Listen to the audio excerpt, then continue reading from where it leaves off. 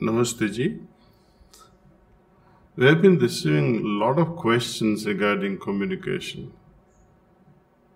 How to speak well, how to avoid conflicts, especially with our dear ones, how to become better communicators. It inspired me to address these questions in a very few episodes over coming weeks. So far, we have talked about spirituality and about raising our consciousness. We have said in detail about heartfulness meditation, heartfulness cleaning, and how to offer prayer. We have focused on when we do these spiritual practices and how they can help us each and every single day. But what about the many hours of each day, probably the majority of our waking hours? These hours which are spent in interactions of some kind or in communication with other people. The quality of our communications affects the quality of our lives in so many ways. And perhaps more than ever, in this pandemic situation, how we are relating with others and with ourselves, that has come under the spotlight. You may have found yourself locked down with the same people, day in and day out, for weeks or even months at a stretch. It's like being in a pressure cooker. A small misunderstanding can blow up into a big argument that simmers away for days, isn't it? Or some of you may have had the opposite situation and been isolated alone, missing the warmth of human company and probably dependent on technology for your connections with people. So this is a time when we need to give particular attention to how we are conducting our interactions. Can we make even our communication a means to becoming a better human being? Our character is communicated in every little interaction. Our Adi Guru of Heartfulness, the great Lalaji Maharaj said, I quote, "The balanced condition of the mind is an expression of the right attitude in all our activities under varied circumstances. In a broad sense, it is the reflection of our character. It has a deep impact and a favorable influence on those people who are associated with us. It reveals itself in conversations, which can be either serious and long or light and short." Unquote. How we communicate tells us a story about us. Who we are inside reflects on the outside in our day-to-day behavior. What's the point of having a lovely and peaceful meditation and then half an hour later spoiling it by shouting at your family or shooting off an abrupt, impatient email? Really, is there any point in meditation if we don't become better people, kinder, more compassionate, and more giving? So, how does our spiritual practice show up in our everyday communications? When we meditate, we get in touch with our inner self.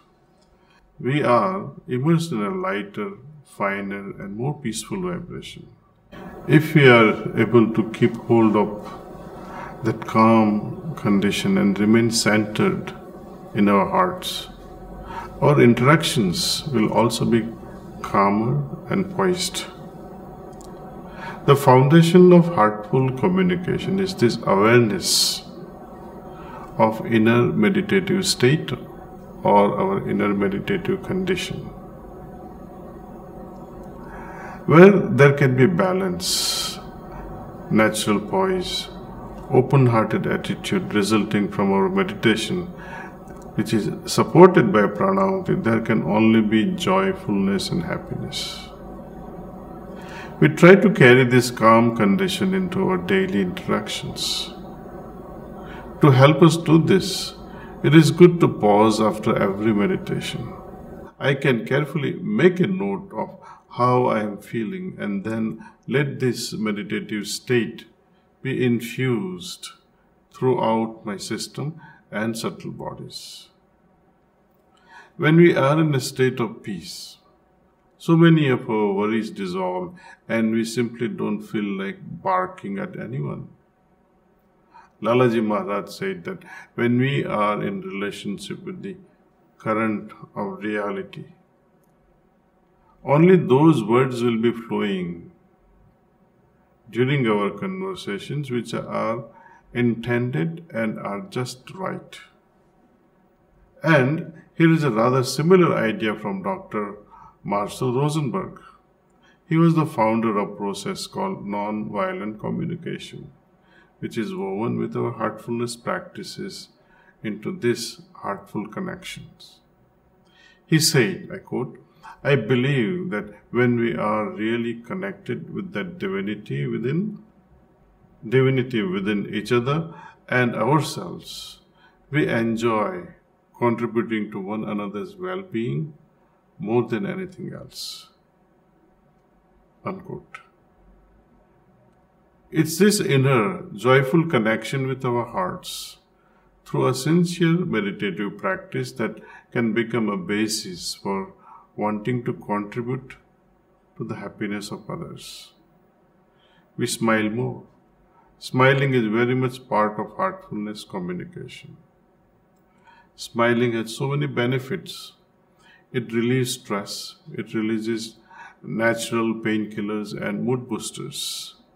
It strengthens our immune system, and smiling is contagious. It's a super virus. Smile boosts our immune system. Anyway, you might have seen that wonderful YouTube video of a guy on Paris metro who starts to laugh, and in no time at all, the entire carriage of passengers are rocking with laughter.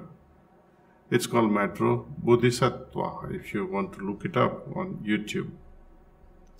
Anyway, many of us don't think so much about the effect of our inner condition has on all our interactions. So we try to change our communication habits from the outside.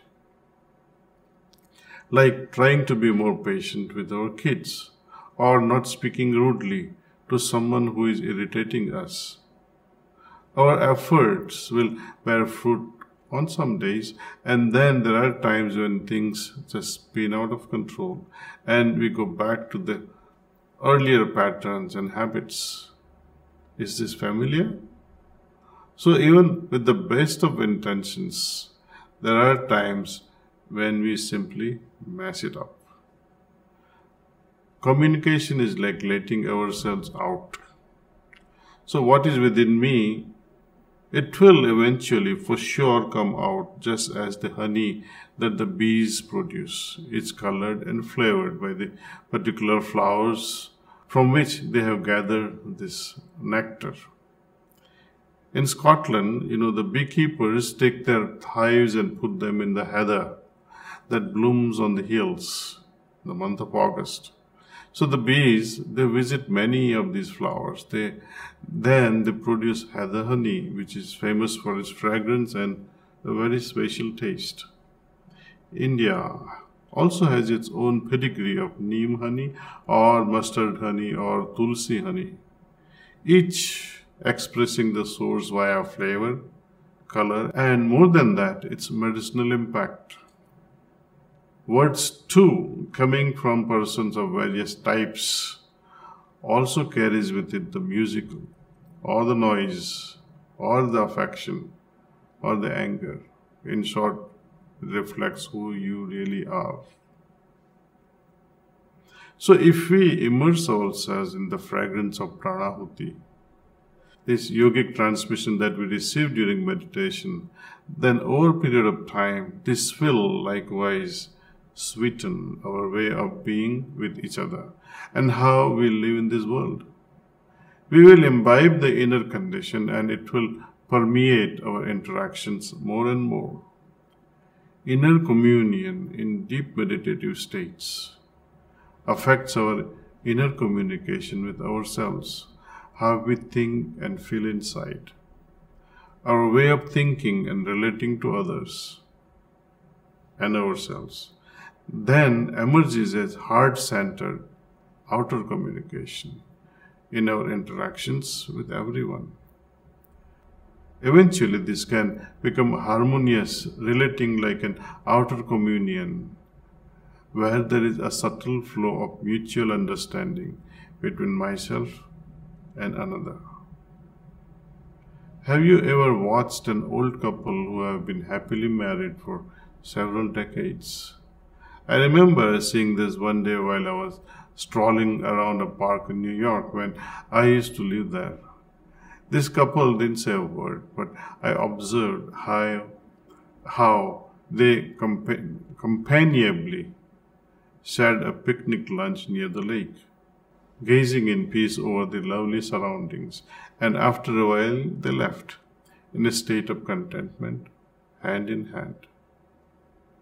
That is what harmonious living brings. I would like to suggest that this week, let's do a little experiment.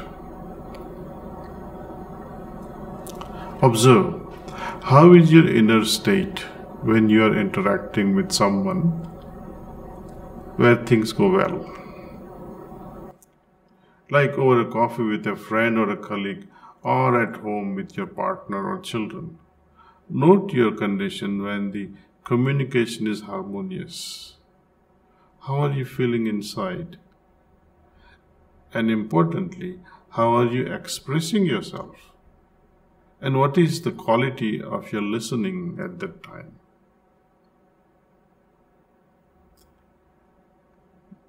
Do the same when your communication with someone crashes.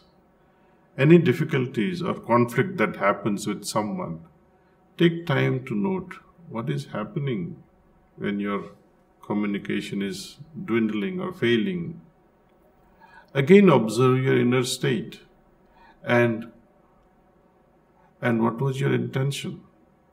Did you insist on being right? Did you feel uncomfortable if you were proven wrong?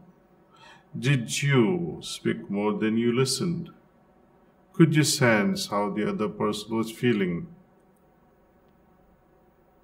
Okay.